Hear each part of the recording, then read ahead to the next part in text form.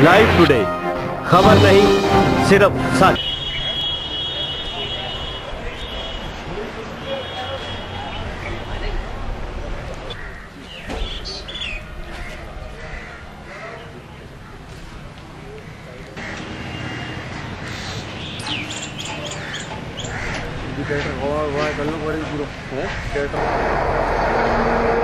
मैं आपको बता देना चाहता हूं कि एक यंग आईपीएस अफसर जो कि यहाँ पे बामोर में एसडीओपी के पद पे कार्यरत थे और जब वो कल वहां पे एक पत्थर की अवैध ट्रॉली को रोक रहे थे तो उनकी यहाँ पे घटना स्थल पर ये वो जगह है जो मैं आपको बताना चाहता हूं कि यहाँ पे ट्रैक्टर ट्रॉली पलटी हुई थी और ट्रैक्टर ट्रॉली पे उन्होंने जबरदस्ती उसको दबा के और एक यंग आईपीएस अफसर है जिसको कि ट्रैक्टर ट्रॉली के नीचे कुचल दिया है।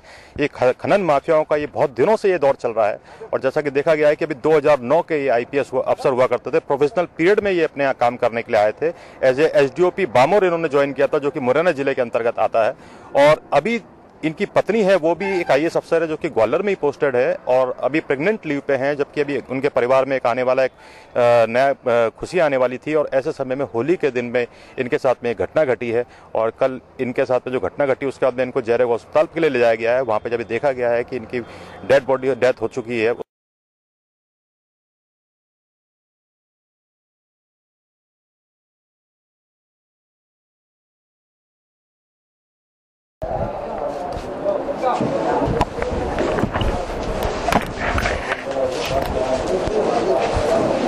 सर 2 मिनट समय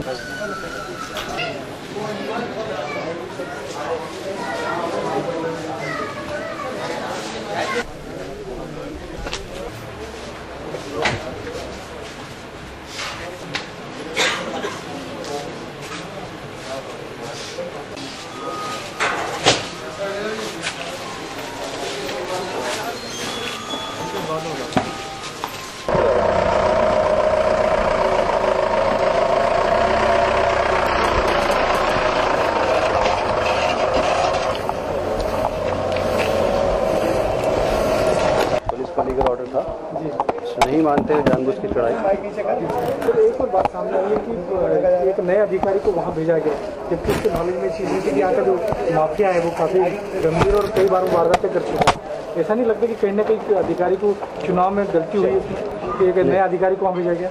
नहीं, नए अधिकारी की पोस्टिंग्स होती रही है पहले भी बामोर में और होती रहेंगी। ये सर क्या हत्या का मामला है? जी हाँ।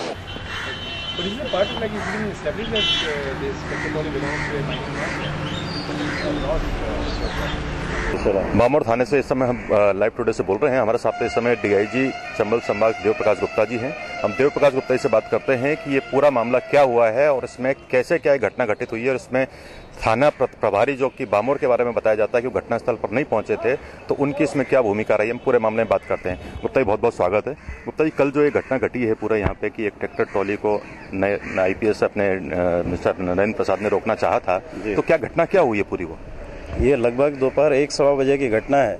सभी लोग होली की ड्यूटी कर रहे थे, बाकी कस्बे में होली की ड्यूटी चल रही थी। एसडीओपी जो नरेंद्र कुमार हैं, बड़े ही काबिल और होनहार ऑफिसर थे, वो भी ड्यूटी कर रहे थे। जैसे उनको खबर लगी है कि कोई एक अवैध ट्रैक्टर ट्रॉली में पत्थर भर के ले जा रहा है तो उन्होंने उसको रोकने का प्रयास किया। एक बार उसको रोकने का प्रयास किया, वो नहीं रुका, भाग गया। उसका फिर उन्होंने पीछा किया, दोबारा फिर उन्होंने रोकने का प्रयास किया। इस प्रोसेस में वो ट्रैक्टर वाले ने सीधे उनके ऊपर ही ट्रैक्टर चला के उनको कुचल दिया, जिनके यहाँ से ले जाते हुए बाद में उनकी। एसडीओपी साहब अकेले थे, उनके साथ में स्थानीय थाना प्रभारी बामोर या और भी स्टाफ था उनके साथ में? उनके साथ में जो उनका स्टाफ था, निजी स्टाफ, उनके साथ 4 और लोग थे और बाकी थाना प्रभारी वो अन्य किसी जगह ड्यूटी पे थे और जैसे उनको खबर लगी बाद में फिर ये लोग भी सब पहुंचे वहाँ पे। गुप्ता जी, जैसे माना गया है कि ये जो घटना घटी है पूरी होली के टाइम पे, तो उस समय उनको प्रॉपर एड नहीं मिल पाई है, बजाय उनको ग्वालियर ले जाने के यदि उनको मुरैना ले जाते तो शायद मेरे ख्याल से कुछ मदद मिलती। ये चूंकि उनकी जो चोट थी वो गंभीर किस्म की थी, ट्रॉली चूंकि लोडेड ट्रॉली उनके ऊपर से गुजर गई थी, तो ये ज़्यादा अच्छा समझा गया क्योंकि ग्वालियर में ज़्यादा अच्छी मेडिकल फैसिलिटीज़ है, ये सब सोच के उनको ग्वालियर ले जाए। अभी कितने दिन पहले पोस्टिंग हुई थी नरेंद्र कुमार जी की यहाँ पे? ये लगभग 50 दिन के आसपास पहले, 10 जनवरी को उन्होंने ज्वाइन किया था यहाँ पर। उनकी पत्नी भी आईएएस है और वो क्या ग्वालियर में पोस्टिंग है उनकी भी? हाँ जी हाँ, वो भी एडिशनल कलेक्टर ग्वालियर हैं। अभी वो मैटरनिटी लीव पे चल रही हैं। अब इस पूरे मामले को आप कैसे देख रहे हैं कि इसमें जैसा माना गया है कि कितने दिनों से अवैध खनन का ये मामला चल रहा था, पहले भी कई बार पुलिस ने दबिश दी है, उनको सफलता नहीं मिली है, तो पूरे मामले को आप कैसे देख रहे हैं कि क्या ये अवैध खनन से जुड़ा हुआ मामला है कि जैसे कि 1 बीघा में खदान की लीज दी जाती है, उसके बाद में 50-50 बीघाओं में ये लोग खनन का काम करते हैं, तो आप इसको कैसे देख रहे हैं? अभी तो फिलहाल हम लोग इसको एक हत्या, जघन्य हत्या के तौर पर देख रहे हैं। एक होनहार ऑफिसर की जघन्य हत्या हुई है और बाकी उससे जो जुड़े हुए पहलू हैं, समय समय पर कार्रवाई पुलिस करती रही। अभी कुछ दिन पहले, करीबन 10 दिन पहले, एक संयुक्त अभियान में माइनिंग, पुलिस, फॉरेस्ट, रेवेन्यू सभी डिपार्टमेंट के लोगों ने मिलकर एक संयुक्त अभियान चलाया था, जिसमें काफ़ी अच्छी कार्रवाई हुई थी।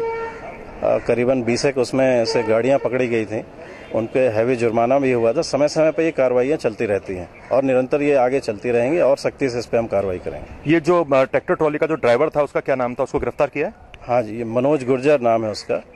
मनोज गुर्जर जो ट्रैक्टर चालक है, उसको पुलिस ने गिरफ्तार कर लिया और ट्रैक्टर भी जब्त कर लिया।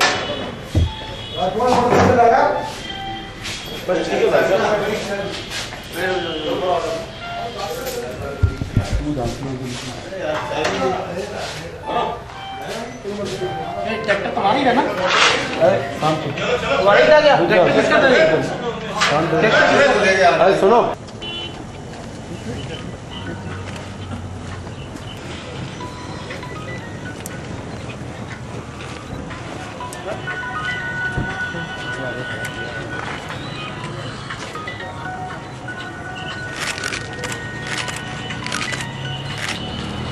लेकिन मैं इतना कह सकता हूं कि बहुत दुखद घटना है और मैं इस समय दुख के सिवा कुछ व्यक्त नहीं कर सकता। ऐसा नहीं होना चाहिए। ट्रैक्टर ट्राली पत्थर भरी हुई आती हुई दिखाई दी, उसको रोककर उसकी जांच करने के लिए उन्होंने प्रयास किया।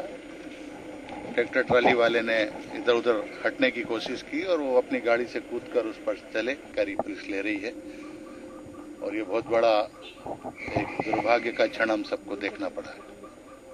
क्या बात है प्रदेश में अवैध उत्खनन का सिलसिला थम नहीं रहा है? अवैध उत्खनन के सिलसिले को रोकने के ये सारे प्रयास हो रहे हैं प्रदेश भर में और आज उस प्रयास के तहत ही हमारा एक उभरता हुआ अफसर अपनी जान गंवा बैठा है। सरकार